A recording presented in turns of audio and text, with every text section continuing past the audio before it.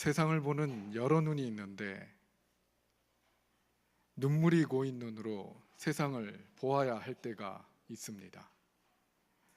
아들이 셋 있었던 권사님이 계셨는데 큰아들은 병으로 죽고 둘째 아들은 사고로 죽었습니다. 이를 모르는 사람이 권사님에게 물었습니다. 자녀가 몇 명이십니까?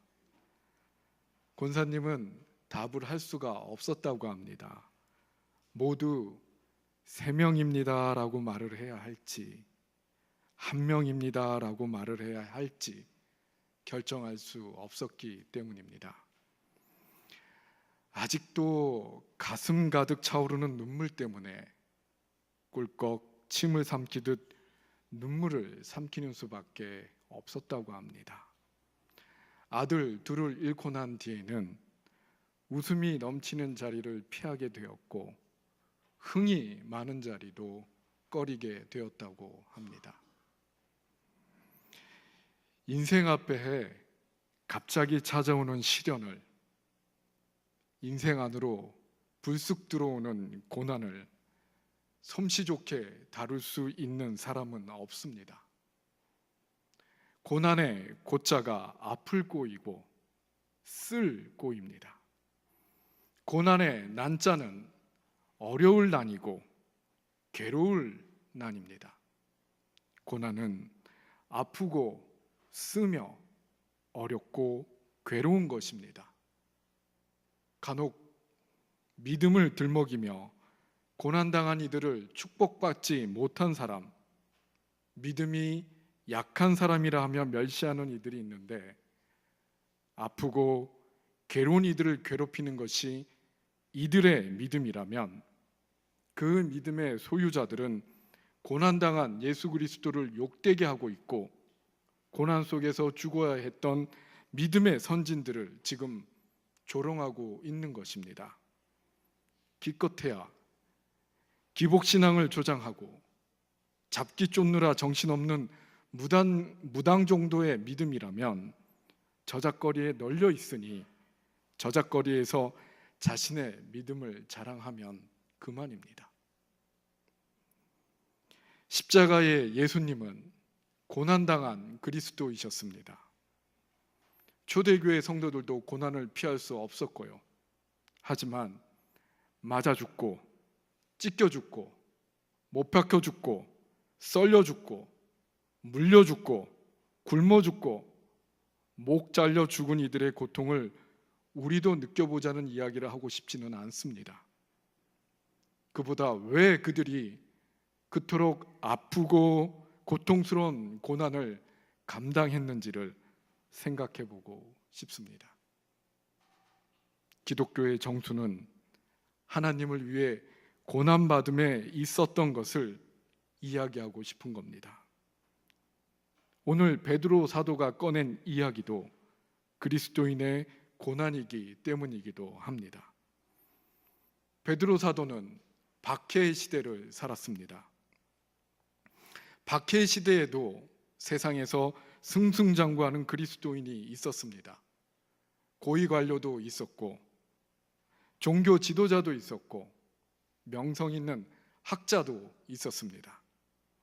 그렇다면 성공한 그리스도인을 모델로 삼아 믿음으로 이 박해를 이겨내고 성공, 재물, 힘이라는 번영을 이룰 수 있다고 설교했을 법도 한데 그리해야 그나마 위축된 성도들이 하나님이 주시는 긍정의 힘으로 남아 박해도 넘고 고난도 넘을 수 있었을 터인데 베드로 사도는 사랑하는 이들을 향해 이렇게 말씀하고 있습니다.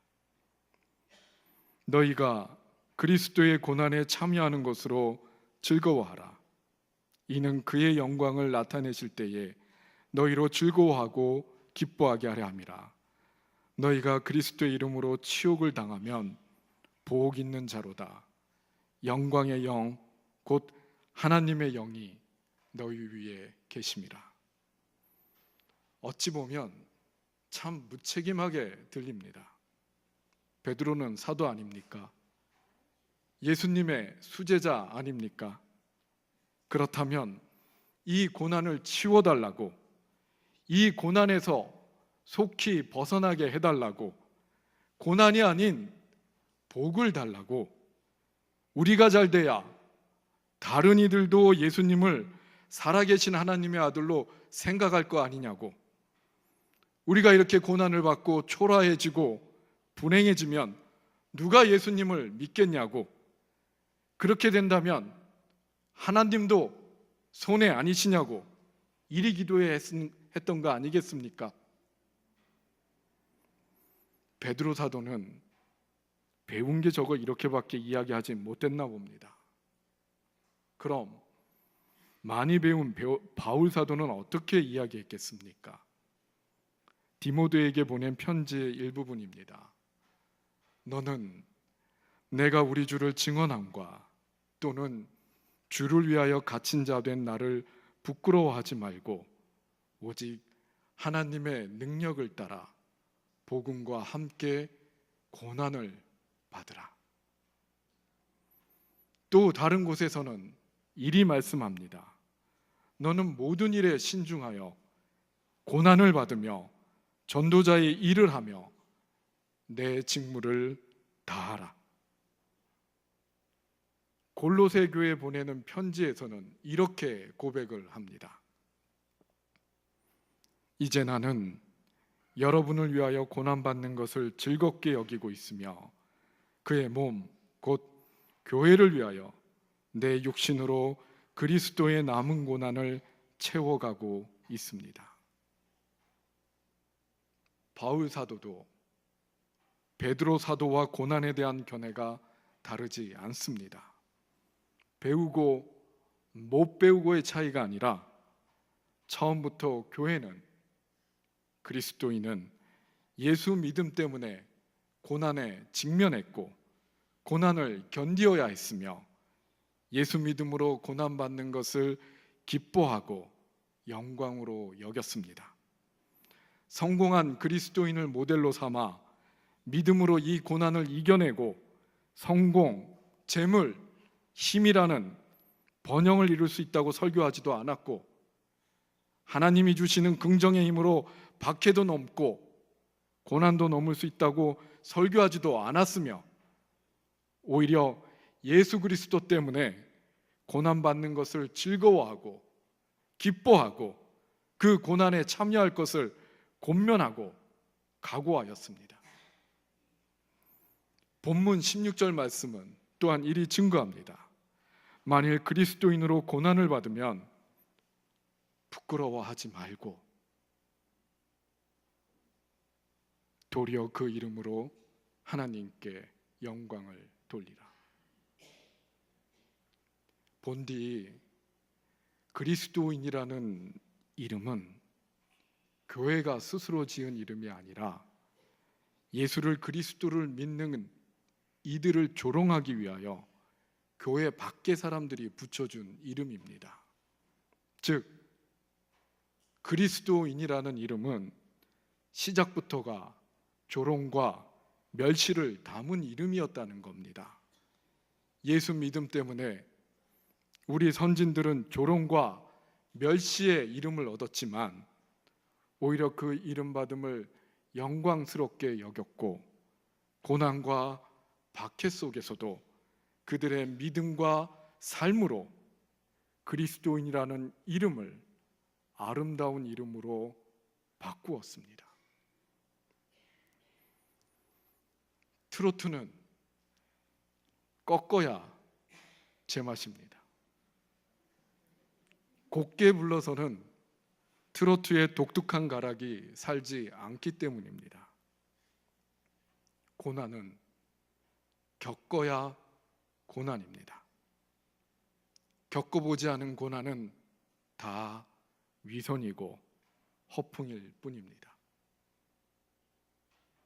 주기철 목사께서 옥중에서 예수 믿음 때문에 고난을 받고 있을 때 그 가족을 엄동설안에 쫓아내려고 한 사람이 있었습니다. 일본인 순사도, 조선인 경찰도, 교회 밖 외인도 아니었습니다. 주기철 목사께서 섬기던 바로 그 교회의 중직자이었습니다. 일사각오하는 주기철 목사님의 믿음으로 인해 교회에 속한 자신에게 닥쳐올 시련과 고난을 두려워하여 술을 낸다라는 것이 그 가족을 엄동설안에 쫓아내는 것이었습니다. 그 사람에게는 주기철 목사님과 그 가족의 믿음이야말로 후환이었던 셈이었습니다. 그러나 그 사람을 향해 함부로 손가락질할 수 없습니다. 그리스도의 고난을 부르짖었던 한국교회 역시 대부분이 신사참배에 무릎을 꿇었고 그리스도의 고난에 동참하기는커녕 그리스도의 진리와 고난에 동참하고 있었던 이들을 핍박하기까지 했습니다. 트로트는 꺾어야 제 맛이라는 말은 트로트의 구성진 가락을 꺾지 않고서는 표현하기 어렵기 때문에 그러합니다. 예수님 때문에 받는 고난을 겪지 않고서 고난을 이야기한다는 것은 꺾지 않고 부르는 트로트와 같습니다. 한국교회는 꺾지 않고 부르는 트로트를 불렀던 역사가 있습니다. 예수 믿음으로 당해야 했던 고난을 피하고 벗어나려고만 했던 이 부끄러운 역사를 우리가 직시하지 않는다면 이단들이 이를 이용하여 우리를 조롱할 것입니다. 또한 그 사람을 향해 함부로 손가락질할 수 없는 이유는 그 사람이 곧 우리 자신일 수 있기 때문입니다. 우리는 각종 매스컴을 통해 자주 이러한 이야기를 듣습니다. 목사라는 사람이 성도를 성추행을 하고서도 오리발을 내밀며 자신을 박해하는 세력이 있어 자신이 무고한 고난을 받고 있다 거짓 주장을 합니다. 장로인 기업가가 회사 돈을 횡령하고 직원들을 부당 해고하고서 법정에서는 고난을 받는다고 화를 냅니다. 고위공직자의 아내인 권사가 남편의 지위를 이용하여 뇌물을 받고서 들통이 나자 계략이라고 억울해합니다. 어디 목사, 장로, 권사뿐이겠습니까?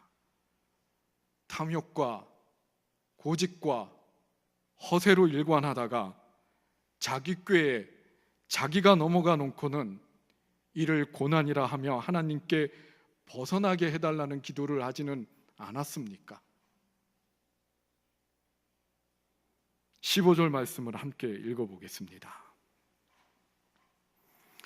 너희 중에 누구든지 살인이나 도둑질이나 악행이나 남의 일을 간섭하는 자로 고난을 받지 말려니와. 어떤 일로 고난을 받지 말라고 하십니까? 사람의 생명을 해하는 일, 남의 것을 빼앗는 일, 스스로 행한 악행, 함부로 나서서 남의 일에 간섭하는 일, 모두 스스로 자초한 고난입니다. 그것도 선한 일이 아닌 미련하고 어리석고 악한 일을 해서 스스로 자초한 고난입니다. 중국의 고전 서경에 보면 이러한 구절이 있습니다. 의난이 있을 경우 임금은 먼저 자기 자신에게 묻고 그 다음 조종 대신에게 묻고 그 다음 백성들에게 묻는다. 의난이라 하면 의심하여 비난받는 일로 나라에 고난이 발생했음을 의미합니다. 그럴 경우 임금은 먼저 자기 자신에게 묻는다는 겁니다. 자신의 헤아림이나 다스림이 잘못되었는지를 스스로 돌아봄으로써 제일 먼저 자기 자신을 성찰한다는 것입니다. 그 다음에 조정 대신에게 묻습니다. 조정 대신은 한 나라의 관료들입니다. 즉 사회 정치적 구조입니다. 조직으로 이야기하자면 조직의 의사결정 시스템과 의사집행 구조 모두를 살피는 것입니다. 그 다음 백성들에게 묻습니다. 백성은 한 나라의 의식과 사상과 실천이 최종적으로 실현되는 곳이며, 또한 한 나라의 의식과 사상과 실천이 최초로 일어나는 곳이기도 합니다. 즉 나라 백성의 소리를 듣고 그들의 생각과 생활이 어떠한지를 살피는 것입니다. 그 순서가 참 현명합니다. 깨달아야 할 것은 육아를 숭상하는 이들도 고난의 원인을 제일 먼저 자신에게서 찾는다는 겁니다. 그럴진데 어찌 예수 제자인 그리스도인이 자기로 말미암은 고난을 살펴보지도 않고 하나님께 이 고난을 속히 치우고 복을 달라 기도할 수 있습니까? 어찌 우리는 그리 부끄러움이 없는 것입니까?